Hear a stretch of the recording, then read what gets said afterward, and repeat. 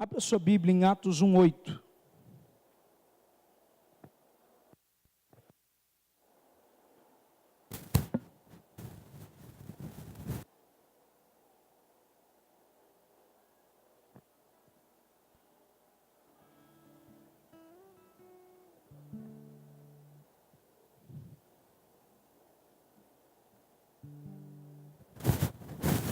Eu quero falar hoje de uma cosmovisão missionária da palavra de Deus e para a vida da igreja. Amém, igreja? Os levitas aqui na frente, sentado, por favor, ouvindo a palavra. Diga assim comigo, uma cosmovisão missionária. Deus tem para nós. Atos capítulo 1, versículo 8 diz assim: recebereis poder quando o Espírito Santo descer sobre vós. Serei minhas testemunhas, tanto em Jerusalém, como em toda a Judeia, Samaria e até os confins da terra. Queridos, é um texto que o próprio Jesus dá uma ordem para os discípulos. Jerusalém é a capital onde Jesus declara as suas últimas palavras antes de subir ao Pai. E ele declara uma coisa importante a gente frisar aqui, que aqueles discípulos tinham uma certa influência por andar com Jesus. Nesse período Jesus ressuscita para poder testificar e autenticar a fé deles. E ele lança suas últimas palavras como algo direto para aqueles que são seguidores e discípulos dele. Ele diz o seguinte, principalmente para os 11, que na verdade Judas havia caído, já estava morto. Então nesse texto, no verso 8, ele diz: contudo recebereis poder do Espírito. Percebe que ele diferencia o poder do Espírito Santo. O Espírito Santo não é algo somente que fornece algo para nós. O Espírito Santo é uma pessoa. Quando o Espírito Santo vem sobre a igreja, ele concede poder à igreja, influência à igreja, na comunicação, na cultura, nos relacionamentos. Por isso que ele fala: vocês serão minhas testemunhas. E é fato que eu consigo muitas vezes mencionar, olhando essa passagem com vocês, o que tem acontecido com a nossa igreja brasileira. É estranho eu falar o que eu vou falar, porque talvez alguns de vocês não estão habituados a ouvir esse tipo de mensagem por aí. Mas, muitas das vezes, quantas vezes nós já ouvimos que o testemunho edifica a fé? Por fato que a pessoa está contando algo, um favor divino, a graça divina alcançada na vida dela, mas isso não é bíblico. O que a Bíblia diz é que a fé vem pelo ouvir e ouvir a palavra de Deus. O que faz eu estar alicerçado em Deus é a sua palavra, é como eu lido com a palavra de Deus, é como eu respeito ela, é quando eu pratico ela na minha vida cotidiana. E o texto vai dizer que os discípulos serão testemunha de quem? De Cristo. Eles serão testemunha porque o poder de Deus influenciaria o período da vida deles. Então, eles seriam comissionados a uma tarefa. O texto vai dizer na parte C do versículo que eles começariam essa tarefa, primeiro, capital, Jerusalém. Diga para o seu irmão, onde você mora? É o lugar que Deus vê a missão que você carrega. A missão primeiro começa em casa. É como eu lido nos meus relacionamentos com os meus familiares, é como eu lido com meus relacionamentos profissionais, e como eu me trato com os meus amigos que não conhecem o Senhor. Ele está dizendo que a Jerusalém é o lugar onde eles receberiam o poder, seriam testemunhas lá, e depois cidades com circunvizinhanças, Judeia, Samaria e por fim confins da terra. Então olha para cá, Jesus não está dizendo que a missão seria primeiro aos confins da terra, primeiro começa em casa. Se todo cristão soubesse o que carrega, e entendendo que cada cristão é um missionário de Deus em cada área dessa sociedade, a gente não tiraria essa ideia de que o missionário é o cara que vai para outra nação, o missionário é aquele cara que se veste, que é santo, que a igreja põe dinheiro para ele ir construir uma igreja na África, na Índia. Não, querido, cada um de nós somos os agentes missionários na terra de Deus. Você pode dar um glória a Deus por isso? E é interessante que quando ele fala, ele está dizendo o seguinte: vocês não falarão as vossas palavras, vocês irão no poder do Espírito. E olha para cá, agora eu me pergunto, por que nós acreditamos no filme do Harry Potter? no filme de um bruxo. A gente vê a série e todo mundo vai no cinema, principalmente a nossa adolescência, pega isso como algo sobrenatural. Exemplo, por que sai então tanto filme de terror? Já se perguntou? Porque o ser humano é carente de algo de sobrenatural. E sempre foi uma ordem de Deus para a igreja ter o sobrenatural dentro dela. Sabe o que aconteceu? A igreja deixou de evidenciar o poder dentro dela para influenciar a sociedade. E a sociedade é carente do sobrenatural. Então eles estão indo buscar no cinema, eles estão indo buscar na série da Netflix, do Supernatural. Você percebe isso nitidamente. Eles estão indo buscar em outras religiões aquilo que sempre teve dentro da igreja, que é o poder de Deus. As pessoas então, por que eu pergunto? Então tem uma transição de pessoas saindo da igreja para ir para outra. Ou seja, por que se tem? Porque às vezes ela diz, olha, aqui eu não sinto mais Deus, então eu vou procurar onde Ele está. E muitas vezes ela procura, deixa eu falar aqui, não estou falando mal das religiões, ele vai buscar no candomblé, ele vai buscar no espiritismo, ele vai buscar algo sobrenatural, porque a igreja deixou de acreditar e de evidenciá-lo, de manifestá-lo dentro da igreja. A gente ficou tão aqui, tão administrativo, que a gente se esqueceu dessa ordem.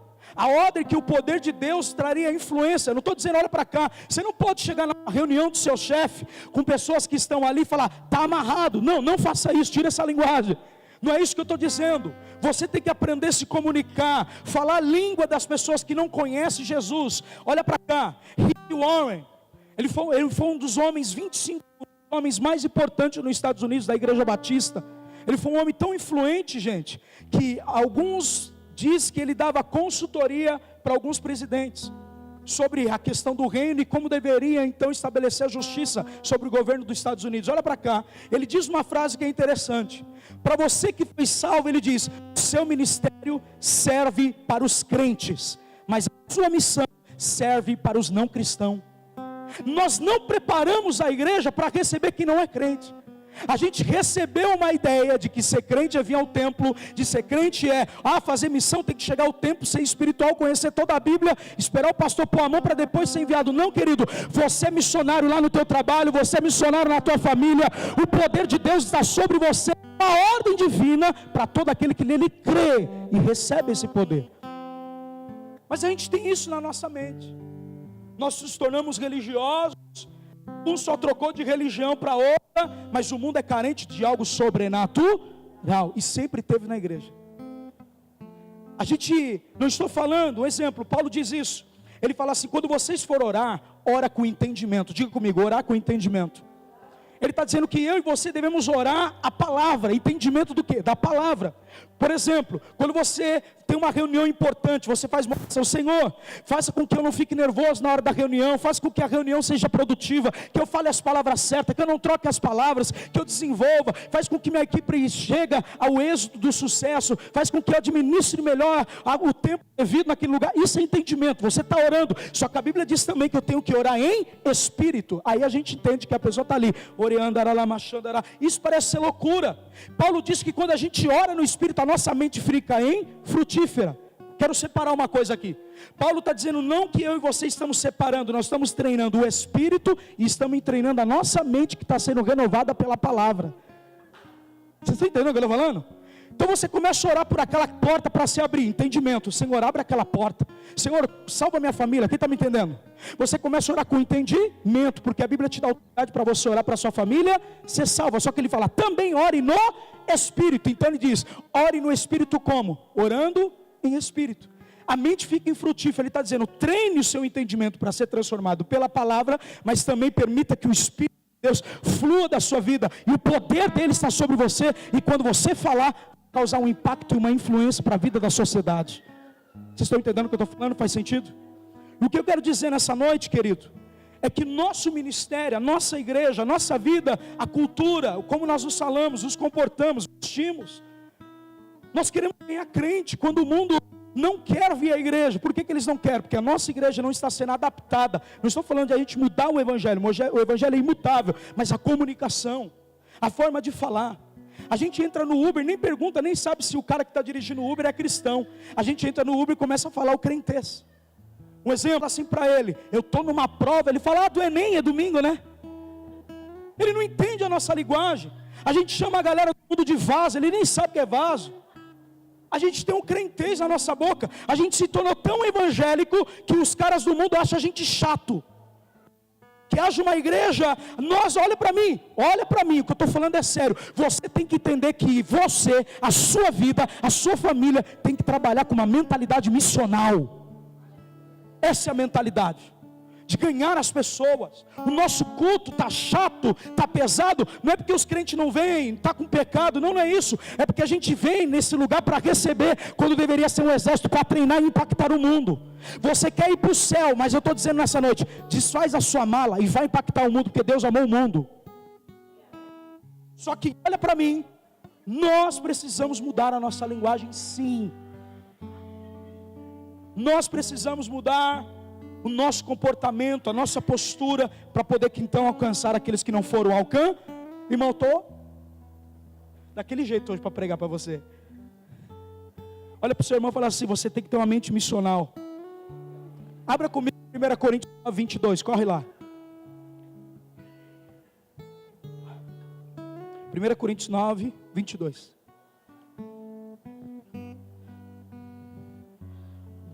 Faz sentido o que eu estou falando? Aí a gente fica com vergonha e com medo. Como é que eu vou levar meu amigo que não é crente na minha igreja? Porque a minha igreja é adaptada totalmente para o crentez. Então o que a gente deveria fazer a partir de hoje? Vocês que é da vida e amor, trabalhar essa realidade na nossa vida. Nós precisamos ser pessoas influenciadoras e não pessoas influenciadas. Tive uma visão com você, meu pastor. Depois eu vou te entregar, que é de Deus. Aleluia. Diga para o seu irmão, sobrenatural. O mundo é carente. O mundo não é carente de letra teológica, Marcelo, de argumento filosófico, do que é certo ou não é. Então a pessoa prefere acreditar no Harry Potter, mas ela não acredita no orar em línguas. Ela acredita que o cara do Supernatural, o Jim e o Sammy, expulsa demônio com uma arma de festim, cara. Nós somos matadores de demônio. Na verdade, o próprio Jesus falou que a igreja expulsaria os demônios. Aleluia. Que a igreja curaria os enfermos. Ele disse para quê? Para os discípulos. A gente concentra isso no líder da igreja, como o líder tivesse todo o poder. Irmão, se fosse desejar isso, eu queria ser aquele cara do Transforme, o gordinho, cheio de bala. Ele é uma bomba e ao mesmo tempo tudo cheio de bala. Quem já assistiu Transformers? Quando ele chega, aquele que fuma o charuto, eu só não ia fumar o charuto, mas eu falei, se for para ser um cara poderoso, eu queria ser ele, não o Optimus Prime. Alguém está me ouvindo? A gente fica acreditando nisso, a gente vai no cinema e até chora, o Optimus morreu. A gente chora com o cara que morreu da novela, cara. Mas deixa eu dizer uma coisa, o mundo está carente do sobrenatural que está dentro da igreja, que está na tua vida, meu irmão. Você precisa assumir esse lugar de autoridade e colocar as mãos sobre as pessoas para que ela sinta a Deus e fale, esse é o meu lugar. Ela só não sabe que a gente está tímido, com medo, com vergonha. Alguém está me ouvindo? Irmão, nós paramos na praça, o cara saiu do nada para nos abraçar, a gente já estava cantando louvor. A gente canta o reino aqui, mas não canta na rua. A gente canta o reino, é cheio de crentes hipócritas. Quer ver quem é o Deus de alguns dessa igreja? Olha o status deles, você vai ver quem é o Deus deles. Eu não preciso andar com você todo dia para saber quem é o teu Deus. Basta ver o que você fala toda hora, se não é Ele. O que mais você fala, porque a Bíblia fala que a boca fala o que o coração está cheio. Se o seu coração está cheio dessas coisas, irmão, de filosofia, de coisas sobrenaturais, que não são sobrenaturais, apenas filme, ficção, nessa noite é tempo de você voltar para Ele, para que a igreja então cumpra a sua missão. Olha para cá, vamos ler o texto que eu falei para você abrir?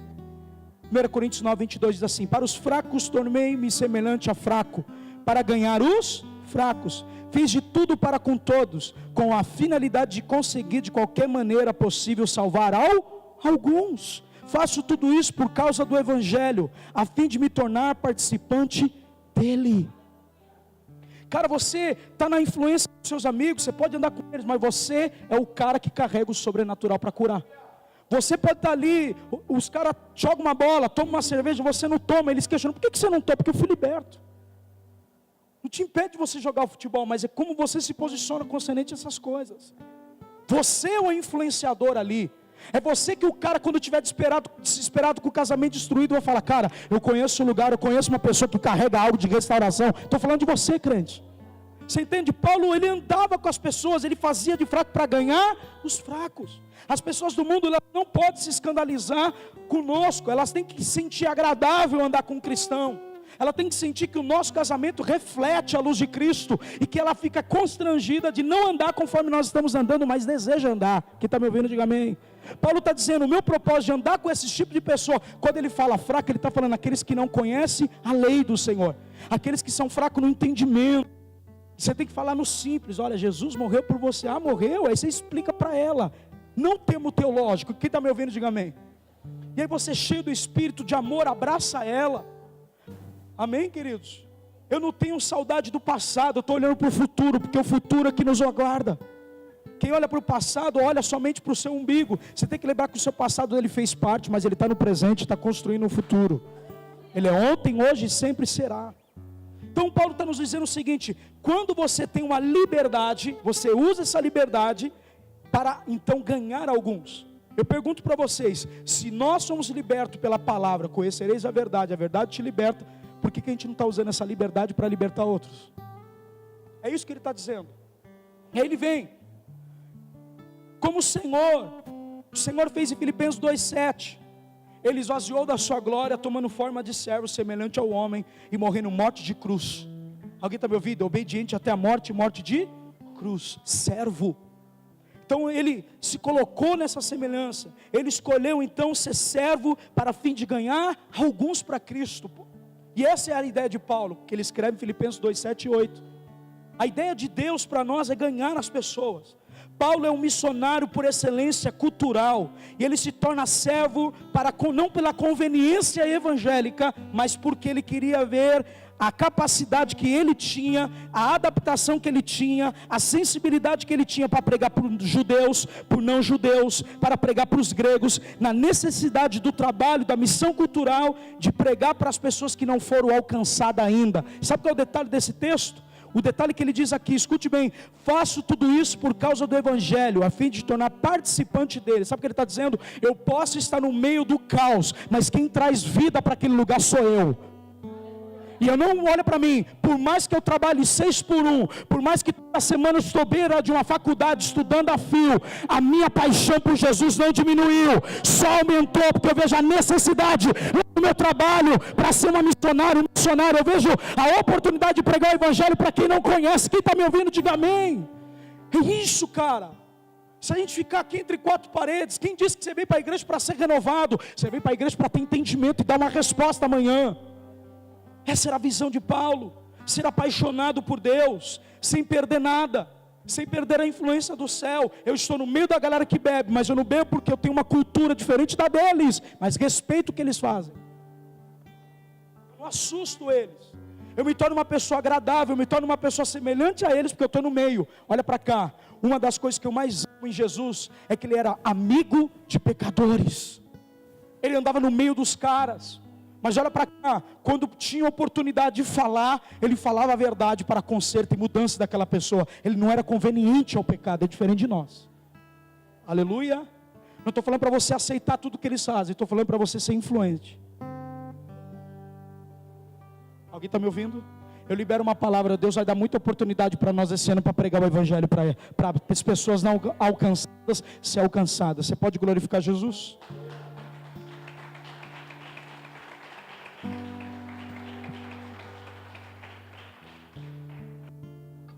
Quero ler um capítulo de 1 Coríntios 10, 32, não precisa de abrir, vou correr. Não vos tornei um motivo de tropeço, nem para os judeus e nem para os gregos, nem para a igreja de Deus. 33, também eu procuro agradar a todos. Quem disse que a gente não tem que agradar? Ó Paulo, eu procuro pelo menos agradar a todos, de todas as maneiras possíveis, porquanto não estou em busca do meu próprio bem, mas procuro o bem de muitos, para que sejam salvos.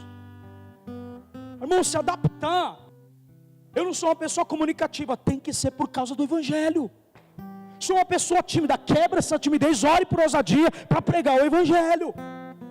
Você sendo um religioso de domingo, isso os católicos também fazem. Aleluia. Eu estou pregando nessa noite para você dar uma resposta essa semana, como eu quero dar também. Eu comecei algo sábado ali, irmão, não porque eu quero mostrar, mas eu quero incentivar você a ter experiências que nunca teve, que Deus quer te dar. Você precisa viver um evangelho ali nas paredes. As pessoas estão sofrendo fora da igreja, não é dentro dela só. E aí a gente percebe que a pessoa nunca é curada. Cara, até quando você vai ficar 9 meses sem cura? Seja curado agora e se levante para ser boca de Deus, irmão. Se levante para ser boca de Deus. Paulo agora faz uma terceira partida. Ele diz que a sensibilidade, o contexto cultural que havia naqueles dias, ele fez que aquilo determinasse o momento que ele estava vivendo, uma decisão missionária estratégica. É isso. Você é uma pessoa estratégica. Olha para mim, uma pessoa estratégica, o que ela faria? Na hora do almoço, todo mundo está fumando um cigarrinho, outros estão conversando sobre o jogo Corinthians campeão. Vai dar o que falar na segunda-feira, na hora do almoço. O que você faz? Você fica ali, você tem 1 hora. Você almoça em 20, 30 minutos. Conversa um pouco de futebol. Nem que você dê 15 minutos, vai ler a Bíblia, cara. E deixa as pessoas ver que você tem uma cultura. Você diz que é do céu, mas se comporta como a terra. Mas tem uns também que entra assim, Marcelo, pastor, para me impressionar, fiquei 4 horas orando em língua no meu quarto. O cara é tão celestial, que ele é um inválido na terra. Cara, você pode ficar 4 horas dentro do seu quarto orando, não tem problema, mas que você também ajuda a sua mãe a lavar a louça, limpar a casa, varrer. Eu também quero que você faça isso, porque isso é obra de Deus, você pode glorificar. Eu quero que você seja um bom pai, uma boa esposa, um bom marido, um bom filho também. Entende, irmão? A gente está tão na dimensão espiritual que a gente não percebe que a gente está na terra. Aleluia. Você tem algo aí, aleluia. Você tem algo de Deus na sua vida. Algo que o mundo está carente. E a minha palavra esses dias tem sido esse no meu coração. Estou compartilhando o que eu tenho sentido com você hoje. Ele atravessou então a ideia de que apresentar o evangelho era o estilo de vida que ele vivia. Paulo, ainda assim, inovador da forma de realizar a missão da igreja. Todas as suas ações giravam inclusivamente no torno de pregar o evangelho. A vida de Paulo era pregar o evangelho. A motivação que ele tinha era de fazer o seguinte: você não é participante da bênção, eu quero que você seja participante daquilo que eu estou participando do céu. Ele trazia essa cultura, gente. Não é isso que a gente ora no Pai Nosso? Venha a nós o teu reino. Jesus está dizendo uma coisa, e o Paulo também está tentando nos dizer, que nós precisamos habituar e orientar as pessoas a compartilhar o evangelho e as experiências que ele tem da sua libertação, para abrir os olhos daquele que ainda não foi liberto. Quem está comigo? O desejo de Deus, querido, não é que você fique liberto dentro da igreja, é que você foi liberto para uma missão. Você foi liberto para libertar outros. Diga-se comigo, eu fui liberto para libertar outros. Judas capítulo 1, versículo 21 diz: conservai-vos no amor de Deus, aguardando confiadamente a misericórdia do nosso Senhor Jesus Cristo para a vida eterna. Demonstrai a compaixão uns para com os outros, no que possui essa certeza. Diga para o seu irmão: demonstrai compaixão para com alguns que não possuem a certeza da vida eterna. Quem possui a certeza da vida eterna? O crente. Ou deveria, sim ou não? Vocês estão aí? Irmão, tem 15 minutos que eu estou pregando, e eu não vou até 8h30 hoje, vou acabar antes. Olha para mim. A gente não tem compaixão com aquele que erra, porque um dia a gente se esqueceu que também a gente foi como ele. A gente quer que as pessoas ainda no nosso ritmo, a gente quer que as pessoas entendam o que é orar em língua, sendo que ela não sabe que existe isso ainda. Quem lê a Bíblia é você, crente. Então seja a Bíblia de quem não tem acesso lá no teu trabalho.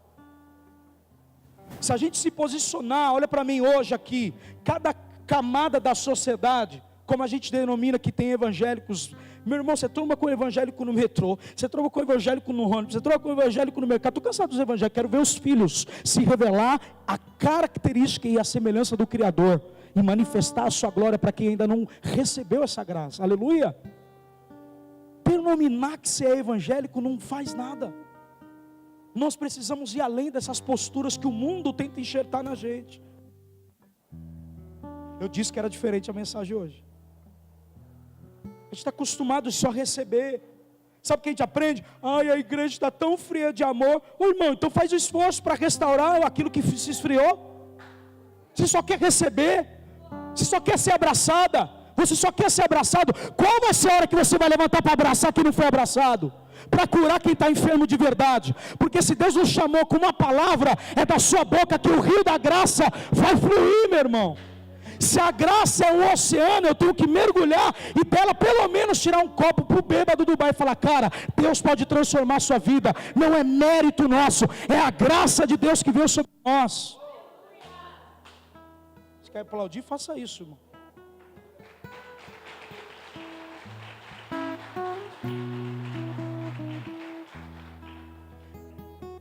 Judas 1:23 ele diz, escute bem: assim como salvai a outros, arrebatando do fogo. Pega aqui, teólogo, você que estuda a escritura, esse fogo aqui não é um inferno. Quando você lê a carta de Judas, Judas está falando do falso ensino, a heresia dos mestres. Ele faz uma comparação de que aqueles que não conhecem o evangelho estão sendo queimados no seu entendimento. O seu entendimento, sabe que a gente está no mundo que a gente busca uma verdade absoluta para nós, mas a verdade absoluta para o crente é Jesus. Então a gente se molda a esse princípio, então vou aplicar. Aí daqui a pouco, outra semana, você vive um outro princípio, se aplica esse princípio. E com isso, nós vamos entendendo a fé, na verdade, na pessoa de Jesus. Jesus é a semelhança do Pai para nós, e Ele se fez como um homem, para que a gente pudesse ter entendimento nele, que nele nós somos salvos. O apóstolo Paulo diz isso, diga para o seu irmão: todos carecem da glória de Deus. Diga para o seu irmão: você precisa ajudar a recuperar esse amor. Olha para mim, tira da sua mente essa ideia de que a missão é uma coisa e a igreja é outra. Constantino fez isso. Eu contei no primeiro aqui no início, vou só abrir mais um pouco. Imagine que um imperador decreta, todo mundo aqui em Roma, 1500 anos antes dessa era, decreta que todos eram cristãos. Então, irmão, o missionário não parou de existir. Pensa comigo, veio um imperador Suelen, 14 bairros de Roma, como os cristãos estavam sendo comidos por leões, queimado em praça pública, perseguido pela fé em Jesus. Aí vem o imperador, porque Roma estava sem grana, e fala assim: opa, eles são judeus, com eles está a riqueza, então vamos decretar que o nosso país, para parar essa matança, esse banho de sangue, todos denominados evangélico, cristão. Com isso, a primeira coisa que é cortada é a fonte da missão. Então o que acontece? Passado o tempo, esse rei morre, esse imperador morre, melhor dizendo, vem uma rainha, e ela também diz o seguinte: não, aqui não é um bairro cristão, aqui todos nós somos católico, apostólico, romano. E a Inglaterra pega essa realidade e cria um movimento da igreja anglicana, mistura de católico com cristão. O que eu estou dizendo?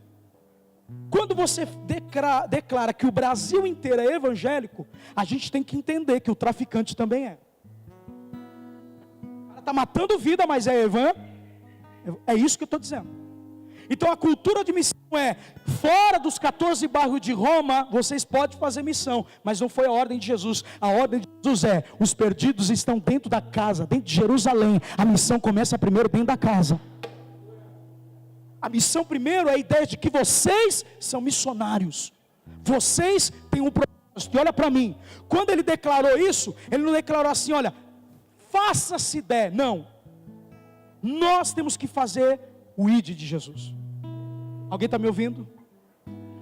Não há crescimento na igreja de Cristo sem o cumprimento da missão. Você e eu fomos alcançados, talvez alguns nasceram de bênção, mas foi alcançado porque alguém pregou para a gente. Sim ou não? Vocês estão aí, gente? Abra comigo Lucas capítulo 9, verso 1. Então, se a cultura é, pastor, eu entendi que a minha vida eu tenho que ver como missionário, e eu não estou enxergando, significa o quê? Que eu estou fazendo manutenção, e Deus não chamou você para fazer manutenção. Sabe o que é manutenção, Wagner? Arrumar parafuso. Vocês estão entendendo como os crentes estão nessa era? Irmão, se a igreja não fizer missão, ela está fazendo manutenção, ela está arrumando porta que quebrou, não está cumprindo o propósito. A gente fala dos TJ, mas eles estão certos, eles estão evangelizando. Alguém está me ouvindo aí? Tem crente aqui nessa noite que vai dar a resposta? Dá um glória aí. Você entendeu, querido? Se eu me visse como missionário, o meu comportamento como cristão era outro lá fora. Não perfeito. Jesus dá aqui uma palavra para nós, eu quero já ir para o meio da mensagem. Lucas 9, versículo 1, ele diz: havendo Jesus convocado os 12, concedeu-lhe, diga comigo, poder, e completou a autoridade para expulsar demônios, assim como para realizar curas. Igualmente enviou para proclamar o reino de Deus e curar os doentes. Primeiro ele dá o quê? Autoridade, poder, diga comigo, poder e autoridade. Poder sobrenatural e influência para comunicar o evangelho do reino. Se alguém está enfermo, quem que precisa estar lá? Os missionários, os discípulos. Se nós não temos feito isso, querido, nós temos uma igreja religiosa, uma igreja que está presa na mornidão espiritual e não se percebe. Mas nessa noite eu quero profetizar que Deus vai nos despertar. Deus vai nos despertar para a grande comissão. Deus vai nos despertar a ganhar as pessoas, não baseado na religião, mas baseado no evangelho de Jesus, poderoso para libertar, poderoso para curar quem está me ouvindo, e poderoso para restaurar a vida dela de volta com o Pai, conectando ela à cruz, que é a justificação do pecado dela e do redimir a vida dela e a conduta dela. Se nós visse esse texto e começasse, leia na verdade, se a gente começasse a praticá-lo no nosso dia a dia, eu pergunto para você, Jesus curava enfermo dentro do templo ou fora? Aleluia! Sabe qual foi a vez que ele curou dentro do templo? Mateus 21. Quando ele entra na sua entrada triunfal em Jerusalém, a Bíblia diz que dentro do templo havia os cambistas que vendiam os animais. Ele vira a mesa. Naquele momento ele cura alguns, diz a palavra, e as crianças louvam a Deus, e ele diz, é do perfeito louvor que sai da boca das crianças, não em peças. Sabe o que eu quero dizer? A maioria das vezes que Deus quer fazer, Ele pode fazer alguns milagres aqui dentro, mas o maior milagre que Ele nos fez foi a salvação, e compartilhar essa salvação com quem ainda não foi salvo lá fora. Essa é a missão da igreja, cara. Eu não fui chamado para fazer manutenção na igreja, nós somos chamados para fazer a grande comissão. Pode glorificar Jesus?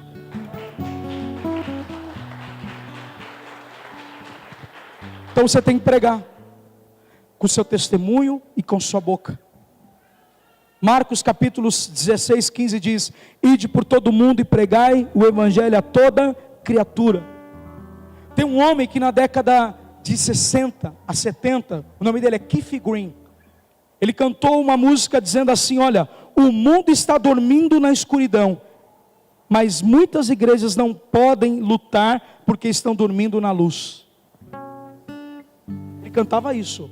Ele não cantava restitui, não, porque ele entendia a missão da igreja. Ele não cantava Deus de promessa, ele cantava, cara, está na hora de despertar a igreja. Está na hora da gente largar os bancos domingo, entrar uma indignação do Espírito e falar: cara, eu preciso ganhar o meu pai, senão ele não vai ser salvo. Eu vou pregar para ele, ainda que ele não goste, eu vou falar a verdade, que Jesus pode salvar e libertar ele. Eu preciso um dia almoçar com o meu chefe e orar, e é isso que eu começo, orar. Senhor, prepara para que o meu chefe ouça. Primeiro com o meu testemunho, se eu tenho um bom testemunho, então você prega. A maioria das vezes, os nossos chefes não se convertem porque a gente não é um bom funcionário, então ele não quer ouvir a mensagem da nossa boca. Aleluia. O crescimento do reino, querido, depende do ide. A igreja tem que ter sinais e prodígios do reino de Deus nela. Depende primeiro de aceitação missionária. Nós precisamos entender isso. Nós somos agentes de Deus. O exército e a missão é a base para o crescimento da igreja. Se veja como essa pessoa no seu trabalho, começa a mudar a sua postura, começa a entender a maturidade cristã que Deus quer te levar nas escrituras, no conhecimento e na unidade cristã do corpo de Jesus, irmão. Olha para mim, a Bíblia diz, e a gente não gosta de falar, quem divide a igreja, você corrige uma vez, Cris, duas, mas na terceira, você tem que abandonar e deixar ela. Pô, pastor, a Bíblia diz para a gente amar, mas a Bíblia também diz que quem divide o corpo de Cristo está no pecado e já está no inferno, condenado. Isso ninguém fala. Quem divide o corpo de Cristo não divide uma placa, divide o corpo dele. E quem divide o corpo dele, irmão, a Bíblia diz, 6 coisas Deus abomina, a 7ª a sua alma odeia. Sabe o que ele odeia? Facção, divisão entre os irmãos e fofoca. Tudo isso destrói a igreja.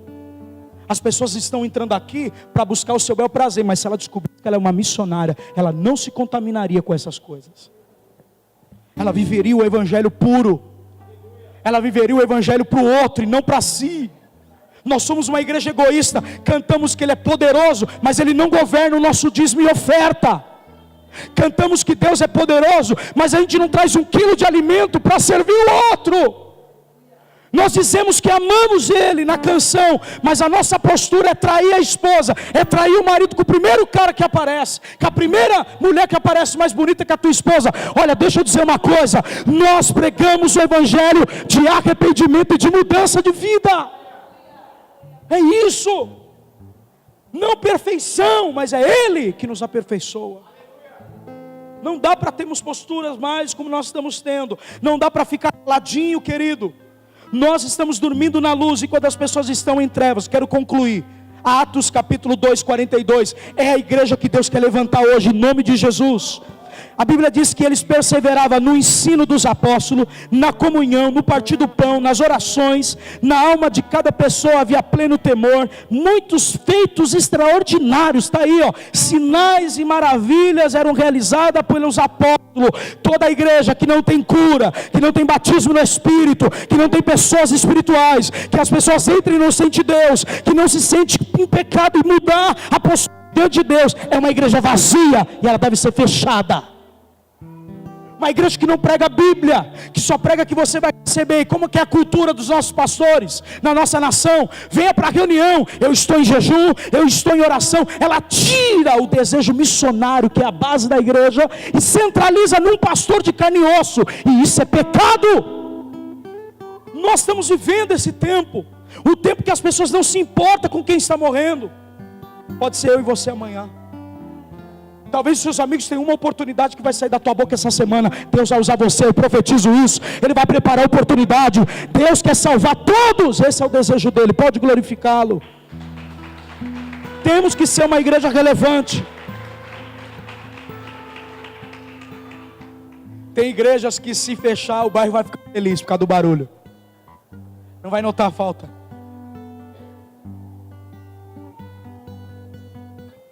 Agora eu entendo algumas coisas, querido.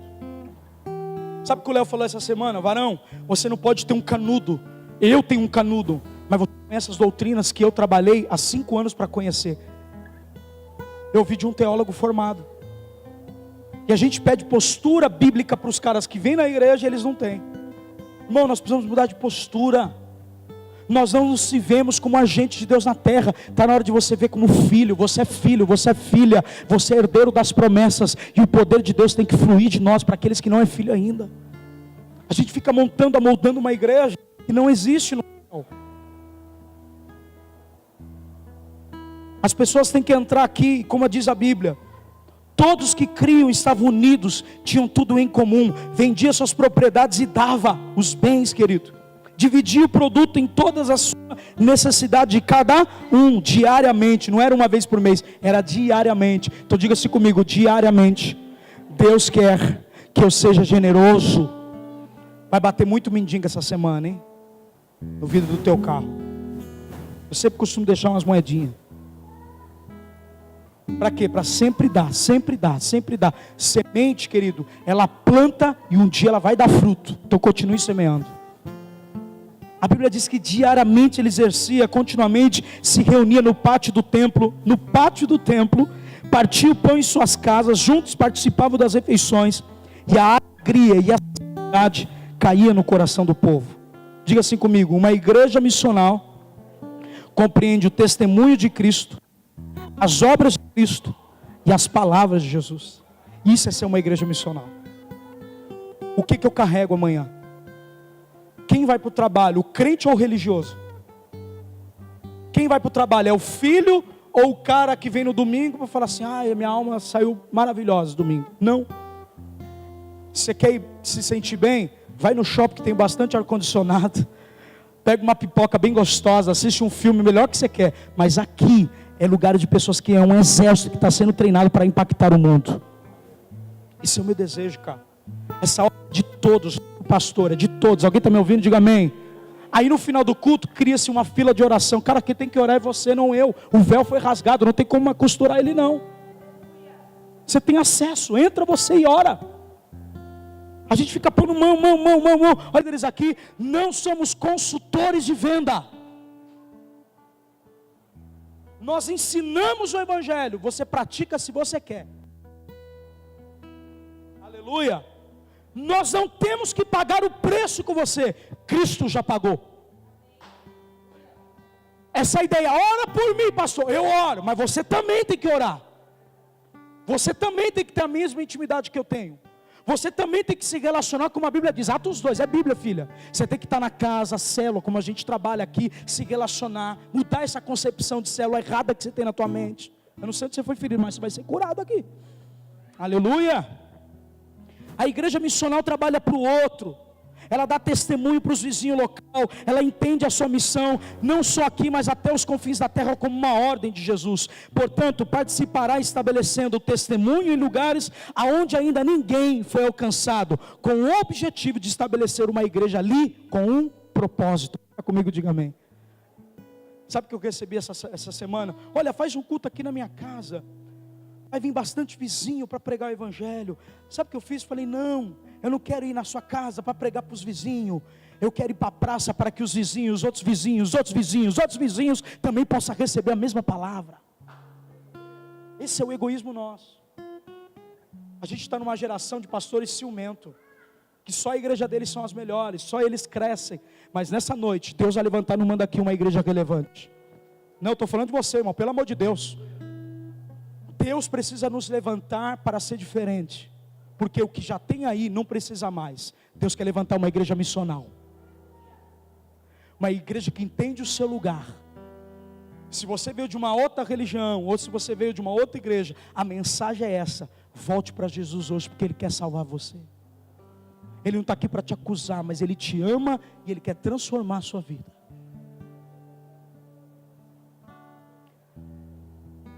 Olha para mim, quando a gente sente essa coisa gostosa do culto, tenho 10 minutos para acabar, disse que antes da 8h30 acabar, vou acabar agora. Essa coisa gostosa do louvor, esse arrepio, não é o poder de Deus. Sabe por que Deus vem nos nossos cultos? Porque nos nossos cultos tem pessoas para ser salva. Você acha que Ele veio por causa de você, né? Você sente, Ele está aqui maravilhoso. Não, Ele está manifestando em você, porque a Bíblia diz em Atos 2,47, que a igreja caía na graça do povo. Então, Deus veio por intermédio da sua igreja, mas para impactar o povo de fora. Por quê? Porque se existem pessoas dentro do nosso culto para ser salvo, é claro que Ele tem que estar, gente. Se existem pessoas para ser ganha, é claro que nós vamos sentir, e temos que sentir e compartilhar se Ele está perto, aleluia. Mas o que a gente não pode é ficar a vida inteira sendo negligente com o que carregamos. A gente não está aqui para ser abençoado, nós já fomos. John Stott, cara, foi um cara fantástico na sua geração, morreu há pouco tempo. Sabe o que ele diz sobre a evangelização? Ouça isso. Temos os meios para poder evangelizar: rede social, arte, cultura, tudo isso a gente tem, gente. A gente tem pessoas dentro de igreja que desenham muito bem, mas não influencia a cultura. Nós temos pessoas que têm o dom teatral, a arte está no sangue dela, mas ela prefere usar isso para o mundo, desde usar isso para a igreja. A cultura aí fora, olha para cá, nós estamos tão evangélicos que algum pastor, conversando com outro, fala assim: cara, nós precisamos fazer um Netflix evangélico. Aí o pastor, ele fala: não, cara, vai tomar banho, cara. A gente não tem que fazer um Netflix evangélico. A gente tem que fazer um programa cultural que fale a língua do mundo e que entra na Netflix para o povo assistir. A visão é outra. Hoje a mensagem é beabá, vocês estão vendo, né? É para isso mesmo. Simples. Jesus não dificultava a mensagem. A gente espera um culto de revelação. A revelação aí dentro, olha aí dentro de você. Olha para o seu irmão aí, fala: você carrega a revelação da palavra. Romanos 10,14, então, como invocarão aquele que não creram? Como crerão se não ouviram? E como virão se não há quem pregue? Como pregarão se não forem enviados? Como está escrito: são maravilhosos os pés dos que anunciam as boas novas. O mundo só vai crer se a gente entender que Paulo fez, se adapta. Você percebeu que eu estou mais jovem? É isso mesmo. Não adianta eu pôr uma gravata aqui, um terno aqui, e a minha postura, a minha conduta ser diferente. Deus não quer embalagem, Deus quer caráter. A postura é de dentro para fora. Nós estamos preocupados com o ambiente. Olha para mim, vou dar um exemplo aqui. Eu quero falar que nós vamos adiar o aniversário da igreja. Por quê? Porque a gente precisa melhorar a estrutura. Olha como a igreja não foi adaptada para o mundo. Vamos ver as coisas básicas. O cara chega, ele é um empresário que ganha 100 mil. Ele entra no nosso banheiro, o papel higiênico pendurado na janela. Não tem um lugar para o cara fazer xixi adequado. Segundo, não tem uma porta de deficiente. Vocês não pensam nisso, né? Não tem uma rampa para o cara que está deficiente dar testemunho. Olha como é que a gente quer ganhar o mundo.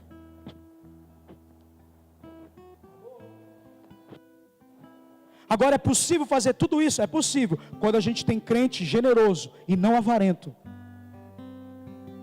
Quando a gente tem pessoas que semeiam de verdade para poder construir. Sabe por que eu estou adiando a igreja, o aniversário dela? Porque eu quero colocar os ar-condicionado, eu quero quebrar o banheiro, eu quero reformar o banheiro, eu quero pintar a igreja. Alguém está me ouvindo?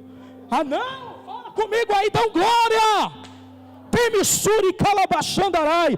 Deus quer mudar aquilo que Ele colocou nas nossas mãos. Se a gente não é fiel no pouco, não vai ser no muito que Ele vai nos colocar. Muda a sua postura, irmão. Você ganha 1.000, é 100 de Deus, não é seu, é dele. Você ganha 10 mil, 1.000 é dele. É dele, não é seu. Você ficou com 9, é que você olhou só o que você deu, egoísta. A gente é assim, cara. A gente não pergunta se o irmão está precisando de uma gasolina, mas o dia que você precisou, você teve. Você lembra disso? Estou te lembrando.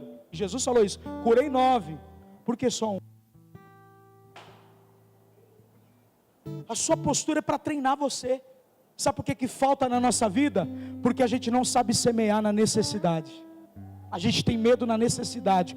E a confiança é exatamente quando você está em necessidade, você confia que Ele é fiel para suprir você também em meias necessidades.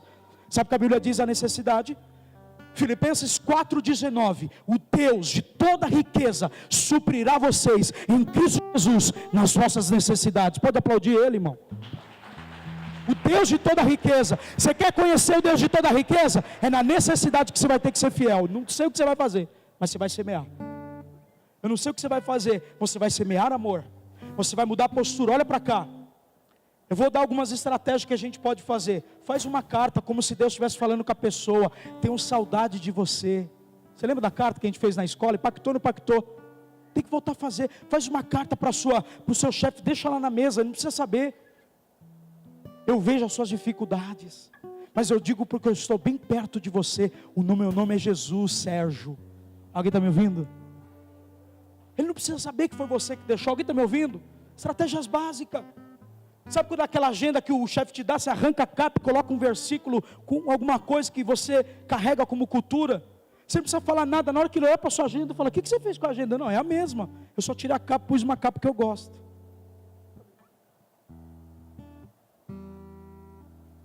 Sabe o que eu aprendo? O mundo canta, as mulheres pedem, é contraditório, as mulheres pedem o valor e igualdade, mas elas cantam um monte de proibidão, falando um monte de besteira. É ou não é? Estou mentindo? Os moleques cantam palavrão, os nossos jovens cantam funk na praça, mas eu e você somos evangélicos, nós temos vergonha, a gente não pode cantar para Deus na praça. Quem somos nós, irmão? A gente tem vergonha. A gente tem vergonha de falar que é crente na faculdade, porque vão nos perseguir.